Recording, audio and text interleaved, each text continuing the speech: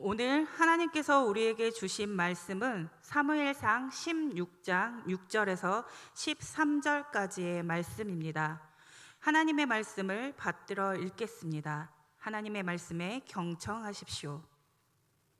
그들이 오매 사무엘이 엘리압을 보고 마음에 이르기를 여호와의 기름 부으실 자가 과연 주님 앞에 있도다 하였더니 여호와께서 사무엘에게 이르시되 그의 용모와 키를 보지 말라. 내가 이미 그를 버렸노라. 내가 보는 것은 사람과 같지 아니하니 사람은 외모를 보거니와 나 여호와는 중심을 보느니라 하시더라. 이새가 아비나답을 불러 사무엘 앞을 지나가게 하매 사무엘이 이르되 이도 여호와께서 택하지 아니하셨느니라 하니 이새가 산마로 지나가게 하매 사무엘이 이르되 이도 여호와께서 택하지 아니하셨느니라 하니라.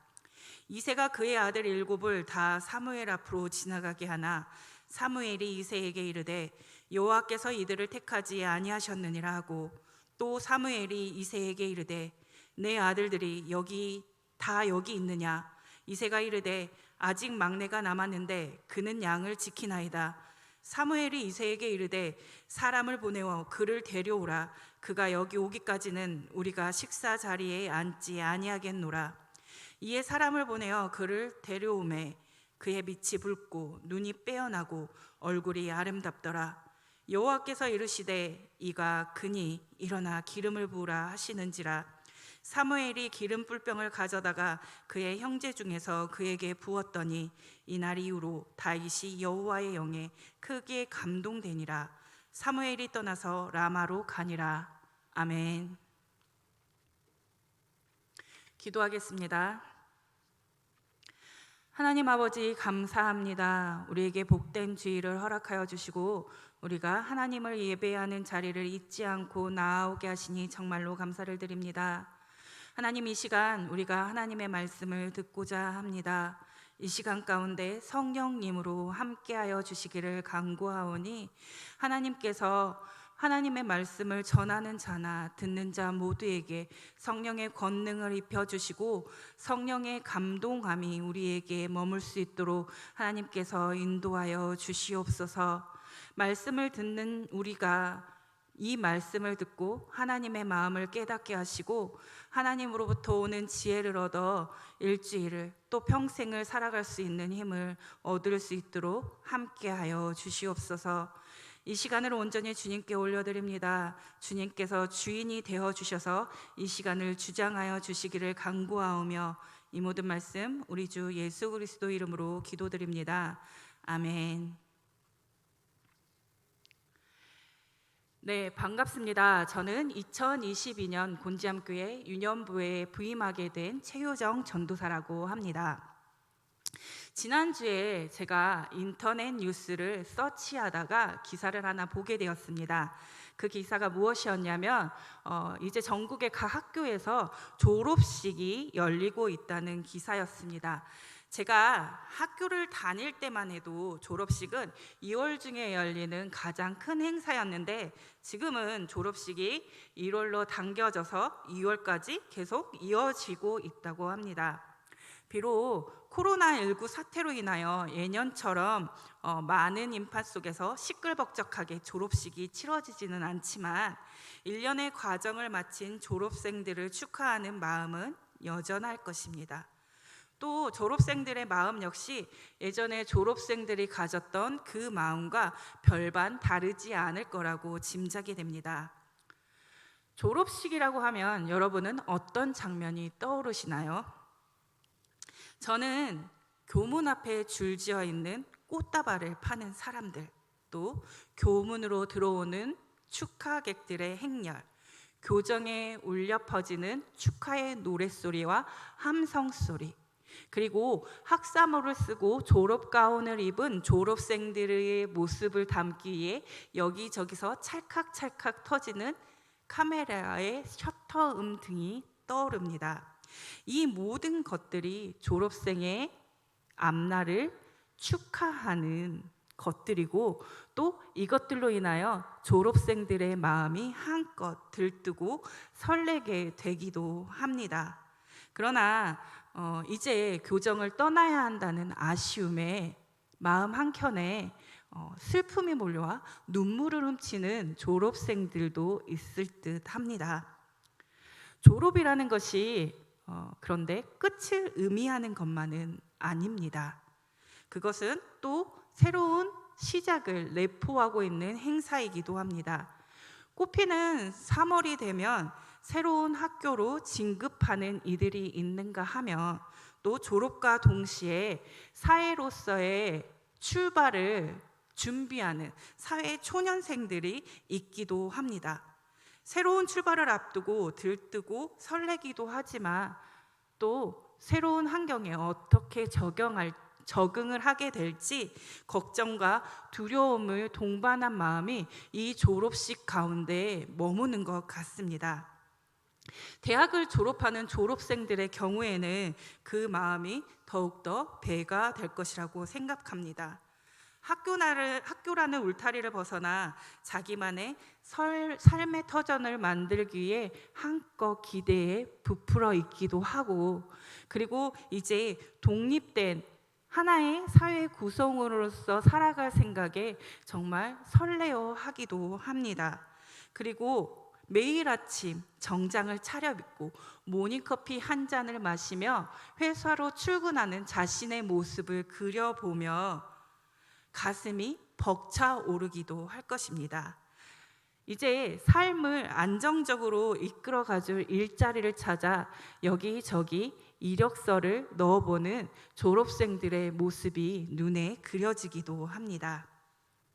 졸업생들은 그 꿈을 이뤄줄 곳을 찾아 구인구직 공고를 자세히 살펴보며 여기저기 이력서를 넣게 됩니다. 그런데 여러분도 알다시피 취업 전선이라는 것이 그리 만만한 것이 아닙니다. 왜냐하면 바로 구인구직 공고에 나와 있는 까다로운 자격 요건들 때문입니다. 자격 요건과 자신의 처지를 비교해 보면 설레는 마음은 이내 한숨으로 바뀌게 됩니다. 희망으로 가득 찼던 미래는 불확실한 미래로 바뀌고 조금이라도 그 자격 요건에 맞는 사람이 되기 위해 각종 자격증을 따러 이곳저곳을 기웃거리게 되기도 합니다. 이것은 비단 사회 초년생의 이야기만은 아닙니다. 새로운 일자리를 찾아 이직을 할 때, 단순 아르바이트를 구할 때도, 또 대출을 받으러 은행을 방문할 때도, 원하는 학교에 지원을 할 때도 빠지지 않고 따라붙는 것이 바로 이 자격 요건입니다. 여러분도 길을 가다가 혹은 인터넷 게시판들을 뒤지다가 구인구직 공고에서 자격 요건을 본 경험이 한 번쯤 있을 것입니다. 이 자격 요건은 대체로 높은 학력, 용모 단정, 능통한 언어구사, 컴퓨터 자격증, 운전면허 등 다양한 요건을 제시하고 있습니다. 여기에 몇 가지 자격증을 더 소지하고 있다면 가산 점수가 있다고 공고하기도 합니다. 이 자격 요건들은 모든 분야에서 까다롭게 주어질 때가 많이 있습니다. 어떻게 보면 이렇게 자격 요건의 요구가 당연한 것일 수 있고, 또 효율적인 일처리 능력을 갖춘 사람을 찾는 것이 당연하고 그에 적합한 사람인가를 증명할 객관적인 자료의 제시를 요구하는 것이 어쩌면 사회적인 기준으로 볼 때 너무나 마땅한 일일지도 모르겠습니다. 이런 사회의 기준을 우리는 당연히 받아들이고 살고 있죠. 하지만 자격 요건만으로 한 사람을 온전히 평가할 수 있을까요? 그 물음에 대한 답을 이제 성경에서 찾아보려고 합니다. 사울이 제위한 지 25년쯤 지났을 무렵, 사무엘은 하나님으로부터 이스라엘을 위한 새 왕에게 기름을 부으라는 명령을 받습니다. 사울 왕은 아직 건재한 왕이었지만 하나님께서는 그를 버렸다고 하십니다. 이런 하나님의 말씀을 들었을 때 사무엘의 마음은 무너지는 것만 같았습니다. 두 눈에서는 주체할 수 없는 눈물이 흘러내립니다. 처음 자신의 손으로 세웠던 왕, 처음 자신이 기름을 부었던 그 왕이 하나님께 버림을 받았다니 마치 자기 자신이 버림을 받은 것만 같아 마음이 아파옵니다. 그러나 하나님께서는 사무엘에게 슬픔을 거두고 유다의 작은 성읍 베들레헴으로 가라고 명하십니다. 그곳 이새의 집에 하나님께서 기쁨으로 선택한 왕이 있으니 기름 뿔병에 기름을 담아 가지고 가서 그에게 기름을 부으라고 하십니다. 아니, 사울왕은 아직 건재하고 그의 나라는 왕성한데 새로운 왕에게 기름을 부으라니요. 만일 반역과도 같은 이 일이 사울의 귀에 들어간다면 사무엘뿐만 아니라 하나님께서 택하셨다는 미래의 그 왕도 목숨을 보장받기는 어려운 일입니다. 사무엘은 덜컥 겁이 났습니다. 할 수만 있다면 멀리 도망치고 싶습니다. 그러나 하나님께서는 사무엘에게 말씀하십니다. 암송아지를 준비해 하나님께 드리러 가는 것 같이 베들레헴을 향해 가라고 사무엘의 걸음을 재촉하십니다. 사무엘은 길을 떠납니다. 베들레헴은 예루살렘에서 8km 정도 떨어진 곳이었습니다. 즉 걸어서 2시간 정도의 거리에 있는 작은 시골 성읍이었습니다. 베들레헴을 향해 걷는 동안 그의 심경은 매우 복잡하기만 합니다. 새 왕에게 기름을 붓는 일, 그 일도 반역이나 다름이 없는데 하나님께서 지명하신 가문이 이새의 가문입니다. 유다의 작디 작은 땅 베들레헴, 그것도 모자라 하필 이방 여인의 후손인 이새의 가문이라니, 그 집에 이스라엘의 왕이 있다니 그의 속이 시끄러울 수밖에 없습니다. 모압이 어떤 민족입니까? 일찍이 하나님께서 끊어버리라고 명령하셨던 민족입니다. 그뿐 아닙니다. 수차례에 걸쳐서 이스라엘을 지독히도 괴롭혔던 민족이 바로 모압이었습니다. 그런 모압 족속의 여인의 후손, 거기에 이스라엘의 왕이 될 자격이 있는 사람이 있을까 의문이 들었습니다. 그렇지만 사무엘은 묵묵히 하나님께서 명하신 길을 걸어갑니다. 얼마쯤 걸었을까요? 그의 눈에 멀리 베들레헴이 보입니다. 저곳에 하나님께서 이스라엘을 위해 준비한 왕이 있습니다.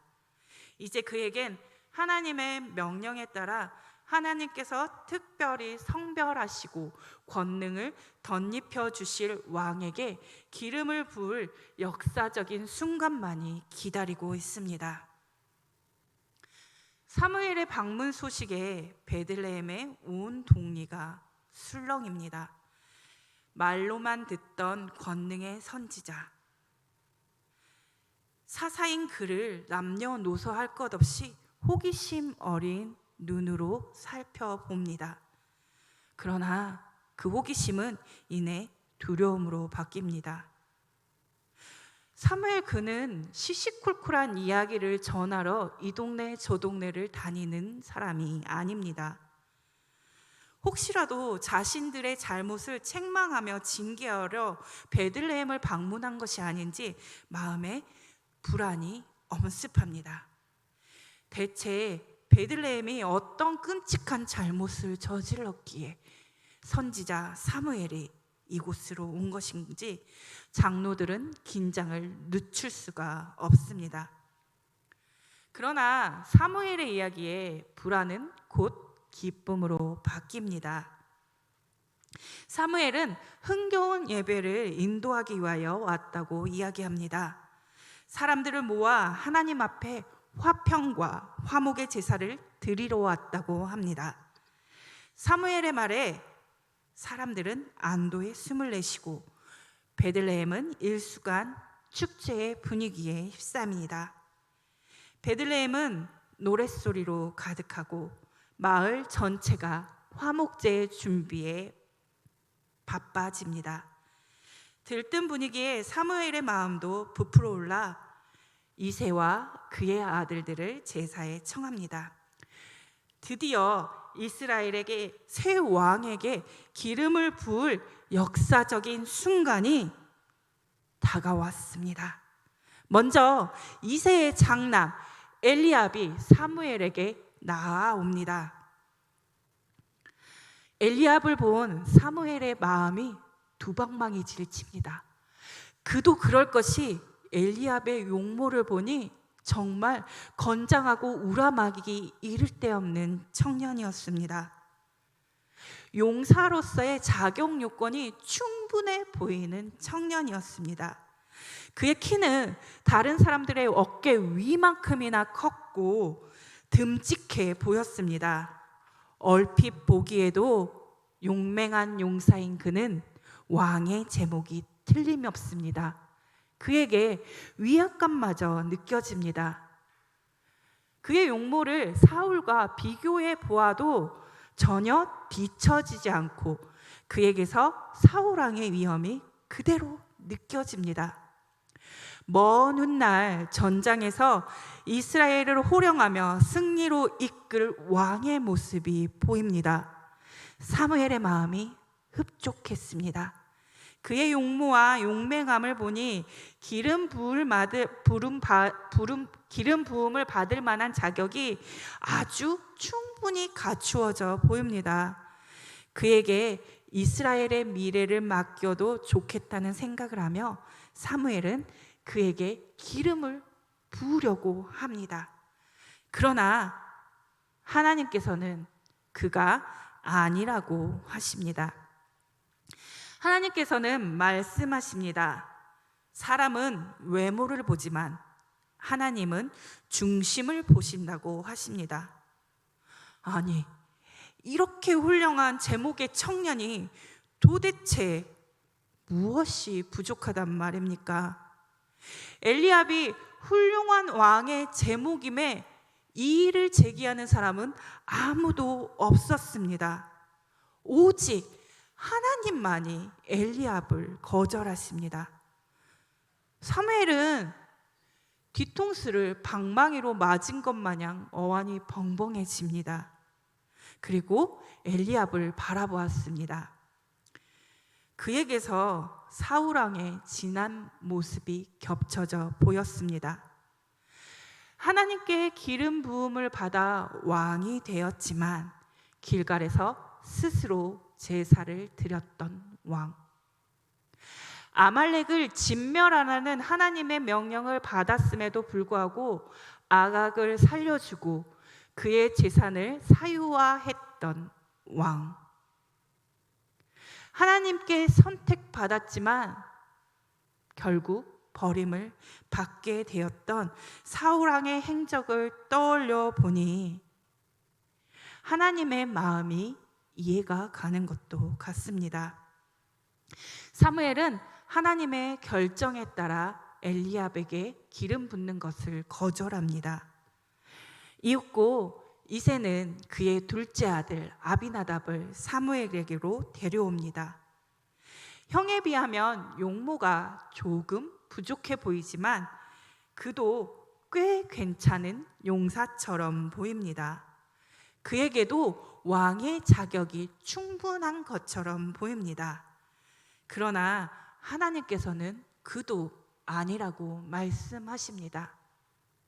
이제 이새는 그의 셋째 아들 삼마를 사무엘 앞으로 데려옵니다. 그러나 하나님께서는 사무엘도 거절하십니다. 이렇게 이새의 7 아들이 순차적으로 줄줄이 사무엘 앞에 나왔지만 하나님께서는 이새의 7 아들을 모두 거절하십니다. 그 어느 누구도 하나님의 마음을 흡족하게 할 수 없었습니다. 이새는 자신의 생각에 왕의 제목으로 합당하고 그 자격 요건을 다 갖췄다고 생각하는 아들들이 순차적으로 거절당했을 때 마음이 무척 상했습니다. 용맹묵상한 용사의 자격을 갖춘 이들을 하나님께서는 왜 거절하신 것일까요? 이런 하나님의 결정은 사무엘에게도 이새에게도 쉽게 납득할 수 있는 것이 아니었습니다. 도대체 이들에게 부족한 것이 무엇이란 말입니까? 많은 사람들이 이 세대는 전문가의 시대라고 이야기합니다. 사람들은 취업을 위해 자격증을 하나라도 더 구비하기 위해 혈안이 되어 있습니다. 한 분야에서 인정을 받고자 전문적인 지식을 축적하고 또 학위를 따기에 여념이 없습니다. 누구나 사회가 요청하는 자격 요건을 갖추기를 원하고 전문가가 될 것을 열망합니다. 어떤 분야에서든지 자격증이 그 사람의 능력을 증명하는 시대가 되었고, 전문화를 향한 시대의 요구는 사람들로 하여금 눈에 보이는 자격 요건을 갖추는 데 몰입하게 만들었습니다. 그래서 사람들은 자신의 능력을 증명할 수 있는 자격증을 하나라도 더 확보하는 데 시간을 소비합니다. 전문가와 비전문가로 대중을 구분하고 전문적인 자격 요건을 물어 한 사람의 능력이나 가치 그리고 가능성을 판단하고 평가하는 것을 당연하게 여깁니다. 그 결과 사람들은 삶에서 흔히 당면하는 문제조차 스스로 해결하는 것을 추구하기보다 전문가의 의견을 듣고 전문가가 제시한 방향을 따라가고자 합니다. 그러나 사람들이 요구하는 자격 요건을 하나 더 갖췄다고 해서 안락하고 편안한 삶이 주어질까요? 전문가를 의지해 그 물음에 답을 찾는다고 해서 그 답이 항상 올바른 방향성을 제시할 수 있을까요? 그렇지 않습니다. 어떤 분야에서는 전문가의 적절한 인도를 받는 것이 필요하고 또 그들의 견해가 매우 유용하게 작용하기도 합니다. 그러나 비전문가라고 해서 무조건 전문가의 의견에 의존하고 수동적으로 살아가야 하는 것만은 아닙니다. 또 전문가로서의 자격 요건을 갖추기 위해 매 순간 노력해야 하는 것도 아닙니다. 이렇게 전문화를 향한 열망은 믿음과 신앙생활에서도 마찬가지로 보여집니다. 우리는 신앙에서조차 자격 요건을 찾으며 신앙생활에 대한 책임을 종교 전문가들에게 내어 맡깁니다. 스스로 성경을 찾아 읽고 삶의 자리에서 기도의 자리를 만들고 입술을 열어 하나님을 찬양하는 일보다 컴퓨터를 켜고 TV를 켜고 유튜브나 각종 사이트를 뒤져가면서 대형 교회의 저명한 목사님들의 설교와 강의를 듣습니다. 우리는 마우스를 한 번 클릭하는 것으로 유명 목사님의 설교를 들을 수 있고 TV 리모컨을 몇 번만 클릭하면 유명인들의 신앙 간증을 들을 수 있습니다. 스마트폰을 몇 번만 터치하면 또 아름다운 목소리의 가수들이 부르는 찬양 소리를 들을 수 있습니다. 이러한 현상은 코로나19라는 전대미문의 사태 속에서 과거의 어느 때보다 더욱 두드러지게 나타나고 있습니다.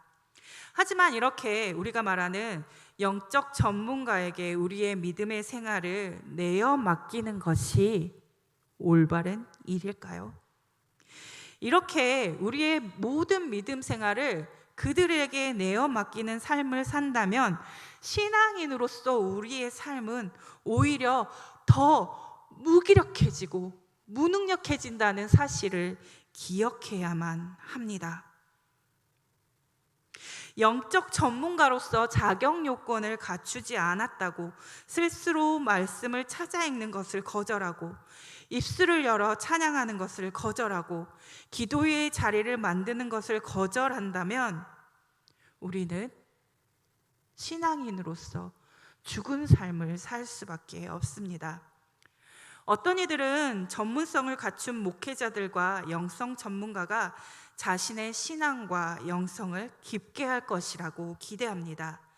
그들의 설교와 강의를 찾아 들으며 그들에게 교육을 받는 것만으로 자신들의 믿음이 성장할 것이라고 기대합니다. 또 교회를 섬기는 일도, 봉사의 일도 평범한 성도인 자신이 아니라 전문적인 훈련을 받고 자격 요건을 갖춘 사람이 감당하는 것이 맞는 것이라고 말합니다. 그들이 훈련되어진 다음에 교회의 조직 안에 들어가 직분을 받고 봉사와 헌신해야 한다고 생각합니다. 그리고 교회를 섬길 만한 마땅한 자격 요건을 갖춘 사람이 교회를 이끌어 가기를 기대합니다. 정말 성도가 믿음의 훈련을 하고 신앙생활을 하는 것에 교회를 섬기는 일에 자격 요건이 필요할까요? 봉사와 헌신에 전문성이 수반되어야만 하는 것일까요? 성경에서 하나님께서는 이 문제를 어떻게 해결하실지 참으로 궁금해집니다. 자격 요건을 따지는 세상에서, 왕의 제목을 찾는 사람들 사이에서 하나님께서는 어떤 선택을 하실까요? 하나님의 관점은 사람의 관점과 확연한 차이를 보입니다. 그 사실은 어리고 나약하고 지극히 평범한 다윗을 선택하셨다는 사실을 통해 확인되어집니다. 이새의 7 아들을 줄줄이 거절했을 때 축제 분위기는 이내 가라앉았습니다. 사무엘과 이새 사이에서도 어색한 침묵만이 흐를 뿐이었습니다. 어디에 내놓아도 손색이 없다고 여긴 이새의 아들들, 용사로서 부족함이 없는 왕으로서의 자격 요건이 충분한 그의 자랑스러운 아들들이 거부당했으니 이새의 자존심은 사정없이 무너져 내렸습니다. 이때 사무엘이 어색한 침묵을 깨고 정녕 여기에 있는 아들들이 전부인지 남은 아들은 없는지 이새에게 물었습니다. 사무엘에게 이새는 달갑지 않은 어투로 막내가 양을 지키고 있다고 답을 합니다. 나약하기만 한 막내가 하나님과 그를 만족시킬 리 없기 때문에 확신이 없는 어투로 이새는 대답했습니다. 그러나 사무엘은 그 아들을 데리고 오라고 종용합니다. 이새는 막내를 찾는 사무엘을 이해할 수 없었습니다.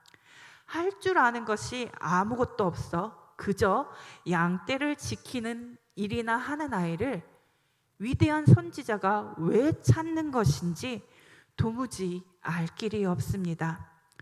당시 양을 지키는 일은 집안의 중요한 업무를 순차적으로 분배할 때 정말 특별한 재주가 없는 사람이 마지막에 맡게 되는 일이었습니다. 가장 작고 나약한 아이, 심부름이나 그저 해낼 줄 아는 막내가 하는 일이 바로 양을 치는 일이었습니다. 양을 치는 것 따위에 소일거리를 하며 하루를 그럭저럭 보내는 막내를 왜 찾는지 이새는 도무지 모르겠습니다.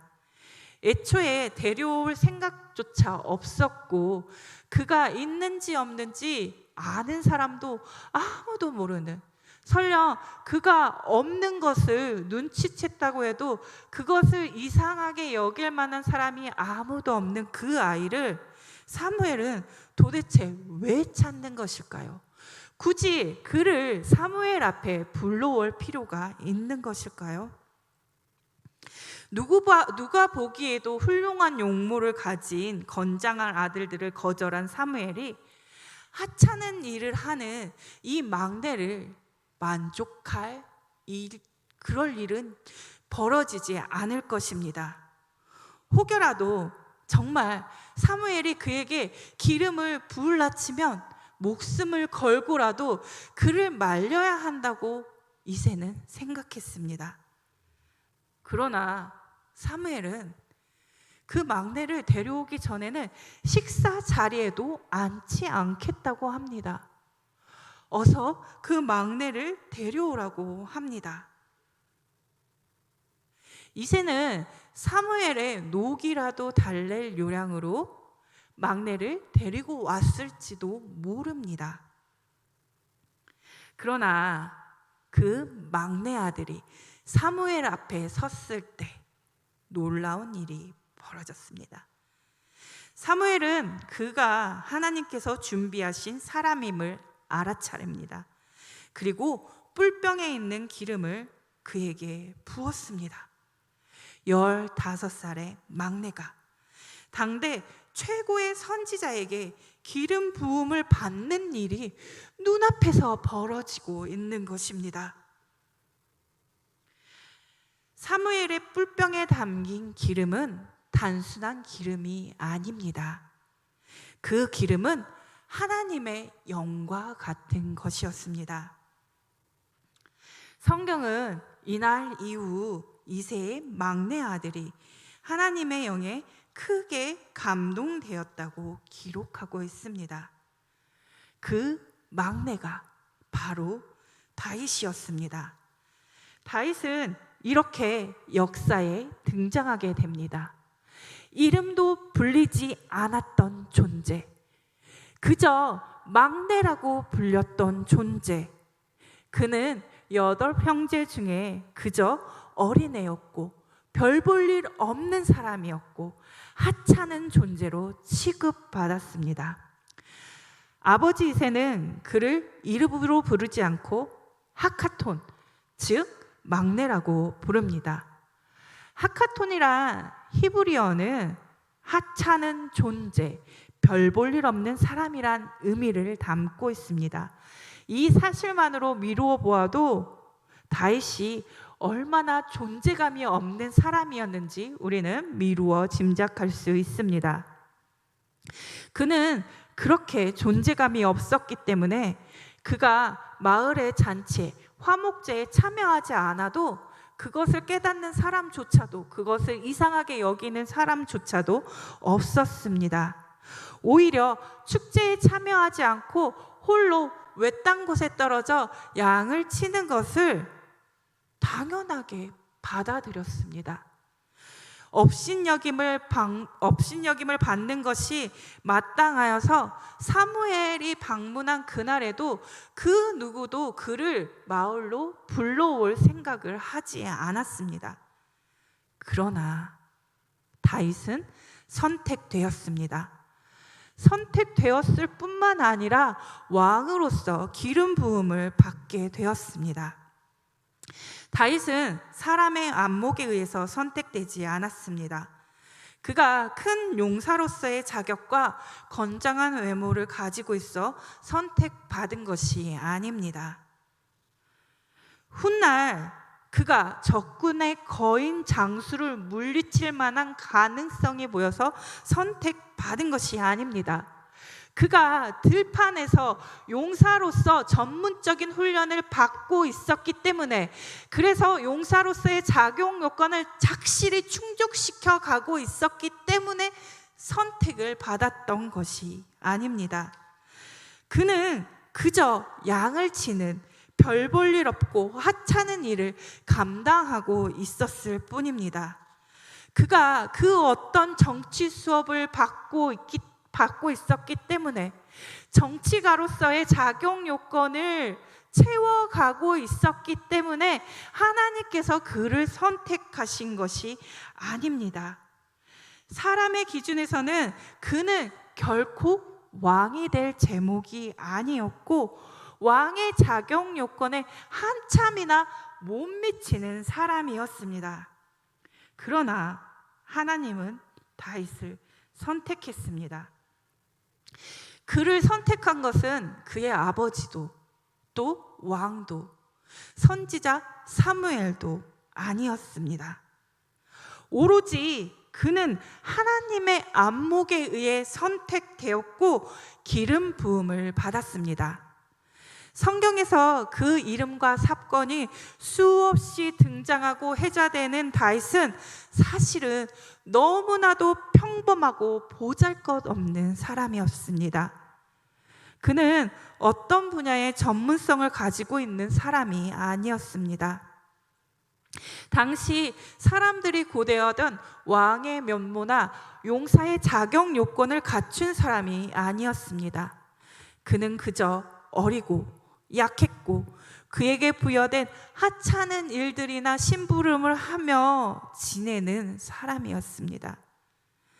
그가 있으나마나 신경 쓰는 사람은 하나도 없는, 존재감이 없는 사람이었습니다. 하나님은 그런 다윗을 지목하셨고 선택하셨습니다. 왜일까요? 하나님은 다윗의 중심을 보셨기 때문입니다. 하나님을 향한 거룩한 열망을 보셨기 때문에 하나님께서는 다윗을 선택하셨습니다. 다윗은 이렇게 하나님의 구원의 역사에 귀하게 쓰임받는 사람이 되었습니다. 하나님을 위해 뽑히는 것은 다수결 투표에 의해 결정되는 것이 아닙니다. 또한 입증된 능력이나 유망한 가능성을 내포한 자격 요건에 따라 선정되어지는 것이 아닙니다. 하나님께서는 사람의 마음, 사람의 중심, 거룩한 열망을 보신다고 분명하게 말씀하십니다. 하나님께서는 부족한 사람을 택하셔서 하나님의 구원의 역사를 이루어 가시는 것을 오늘 성경을 통해 우리에게 분명하게 보여주고 계십니다. 김영란 시인은 내 마음 아실이라는 그의 시에서 이렇게 노래합니다. 내 마음을 아시리, 내 혼자 마음 날같이 아시리. 그래도 어디나 계실 것이면 내 마음에 때때로 어리우는 티끌과 속임없는 눈물의 강곡한 방울방울, 푸른 밤 고이 맺는 이슬과 같은 보람을 보밴 듯 감추었다 내어드리지. 아 그립다 내 혼자 마음 날같이 아시리. 꿈에나 아득히 보이는가. 향 맑은 옥돌에 불이 달아 사랑은 타기도 하오련만 불빛에 연긴 듯 희미로운 마음은 사랑도 모르리 내 혼자 마음은. 시인은 그의 시에서 그의 사랑도 모르는 그 혼자 마음을 자신처럼 알아주는 사람을 만나면 그의 앞에서 자신의 모습을 숨김없이 내비추겠다고 합니다. 그의 눈물조차 보배처럼 내어주겠다고 노래합니다. 자신의 마음을 알아주는 사람이 있다면 그의 모든 모습을 보여주겠다고 합니다. 사람의 마음이 이러할진데 하나님의 마음은 오죽하시겠습니까? 시인의 노래처럼 하나님은 자신의 마음에 합한 다윗을 통해 하나님의 능력을 숨김없이 보여주셨습니다. 그 중심이 하나님을 향해 있는 다윗에게 하나님의 능력을 가감없이 보여주셨습니다. 다윗은 평범한 사람이었습니다. 그렇지만 그는 하나님을 향한 거룩한 열망을 가진 사람이었습니다. 하나님께서는 가지지 못하고 연약한 자를 세워 시대를 이끌어가게 하셨습니다. 성경은 다윗이 평범한 사람이었지만 죽는 날까지 그의 시선이 하나님의 향해 있었고 하나님께 집중했다고 합니다.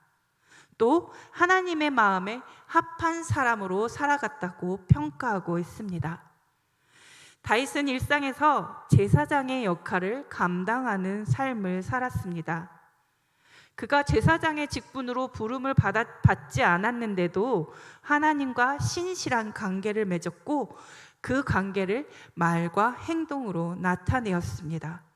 그리고 삶에서 하나님의 권능과 영광을 온전히 드러내어 다른 이들로 하여금 하나님을 향한 열망이 타오르게 했습니다.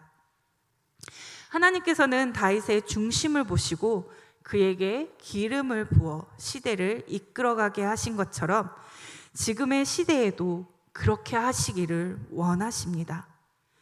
평범하지만 하나님을 향한 거룩한 열망을 가진 이들에게 성령의 기름을 부어 이 시대를 이끌어가기를 원하십니다.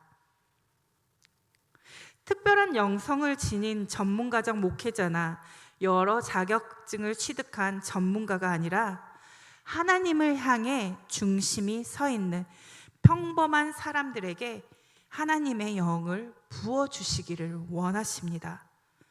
바로 교회 안에서 나는 능력이 없고 할 줄 아는 것이 없다고 말하는 대다수의 성도들을 통해서 말입니다.